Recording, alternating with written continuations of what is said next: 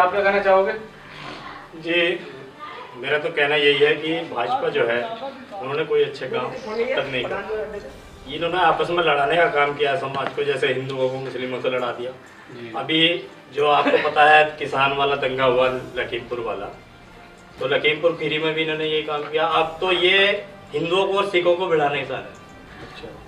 जो इनकी साजिश है वो हिंदुओं को और सिखों को भिड़ाने की है, जबकि सिख समुदाय एक अल्पसंख्यक समुदाय है यहाँ पर हमारे भारत देश में।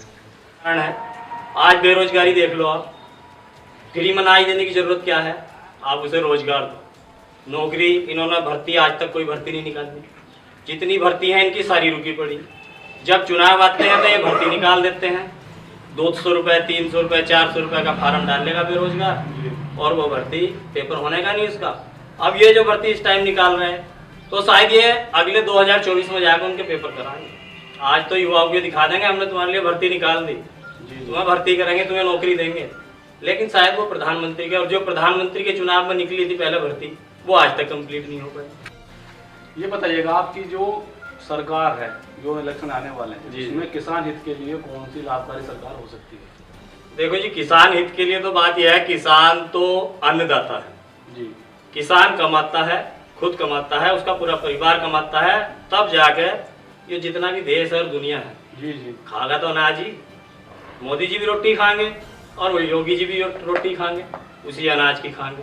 बात इतना है, कोई एक अच्छी थाली में खा लेगा एक टेबल पर बैठ के, और हम जैसे अपनी चारपाई पे बैठ के खा लेंगे। जी जी, है ना।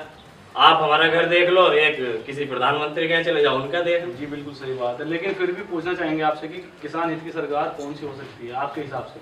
देखो जी, पिछली बार भी किसान हित में तो ऐसा है, जब पिछला चुनाव आया था तब जाके उन्होंने भी पैसा तभी बढ़ाया था 4.5 साल बाद, अखिलेश सरकार ने भी। अब ये सरकार आई, इन्होंने भी 4.5 साल बाद ही बढ़ाया पैसा।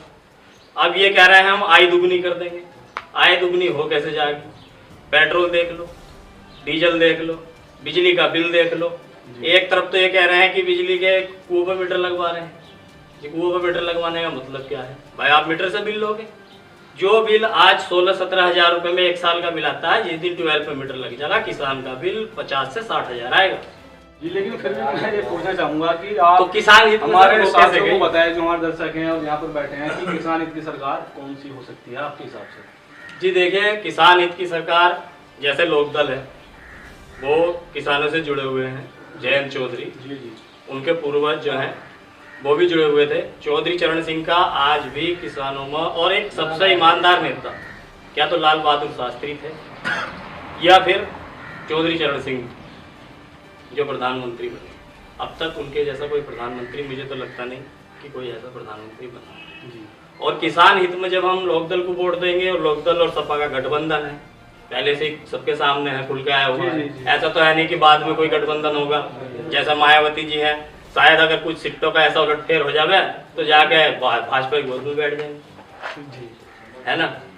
ऐसा लगता है, ऐसा लोग कहते भी हैं, और शायद ऐसा हो भी। अगर ऐसा हुआ, हमारी सीटें कम रह गई सपा की लोकदल की, तो ये इनमें गठबंधन हो जाएगा अगर इन्हें जरूरत पड़ी। जी जी जी, इसीलिए आज मायावती का जनाधार नहीं है। तो आपके हिसाब से लोकदल किसान हित के लिए? जी, लोकदल और समाजवादी को वोट देंगे। और जितने भी काम है, काम के मामले में भी अखिलेश सरकार पिछली बार मुख्यमंत्री रही, कुछ ऐसे असामाजिक तत्व हर जगह होते हैं जिनकी वजह से आज इन्हें मौका मिल गया और ये हिंदू और मुस्लिमों को इन्होंने लड़ा दिया। उस सरकार में सारे काम सही हुए। अगर वे यही काम एक हिंदू मुस्लिम वाला कंट्रोल कर लेते, कुछ उन्होंने किया भी। लोग कह रहे हैं कि कब्रिस्तान में भी बाउंड्री करा दी। अखिलेश एक दूरदर्शी नेता, उनका मकसद ये था बाउंड्री कराने का जिससे ये विवाद खत्म हो जाए हिंदू मुस्लिम। जैसे कि अभी आपने राम मंदिर का मुद्दा लिया था, झगड़ा चला था। जी जी बिल्कुल सही। तो जिसके खेत बराबर में हिंदू के आते वो डोर काट रहा, उस जमीन को कब्जा रहा कब्रिस्तान की, तो इसलिए उन्होंने बाउंड्री करवाई कि ये कल के दिन ये विवाद धीरे धीरे खत्म हो। उनकी सोच सही थी। रही बात, इन्होंने कहा था हम शमशान बनाएंगे। जी, कितने शमशान बना दिए भाजपा ने? ये कोई काम नहीं करा पाए, ना शमशान घाट ही बनवा पाए। और शमशान घाट कोरोना में आप देख लो, इन्होंने गंगा के रेत में लाशें बिछा दी।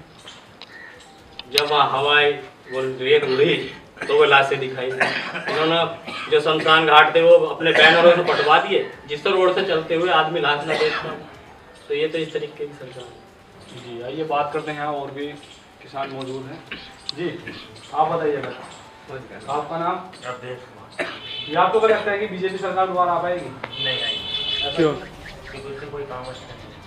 अच्छा, लेकिन कहा जाता है कि सरकार ने बहुत अच्छे काम किए हैं, जैसे कि आवास योजना वगैरह है, सड़कों का निर्माण चल रहा है। नहीं, कोई सड़क का निर्माण नहीं हुआ हमारे यहाँ। कैसे लगता है आपको, या हुआ ही नहीं? हुआ ही नहीं है हमारे यहाँ पे कोई भी सड़क का निर्माण। हमारे तो 5 साल हो गए। कहाँ की सड़क ऐसी है जो आपको सुनती है और वो नहीं बन रही? यहाँ से बिजनौर से बैराज देख लो, या नगीने से बिजनौर देख लो, सब वैसे ही पानी।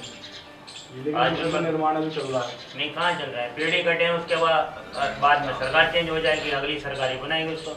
जो पेड़ों का पैसा मिलेगा वही सरकार को रहेगा, बनाएगी तो अगली वाली सरकार।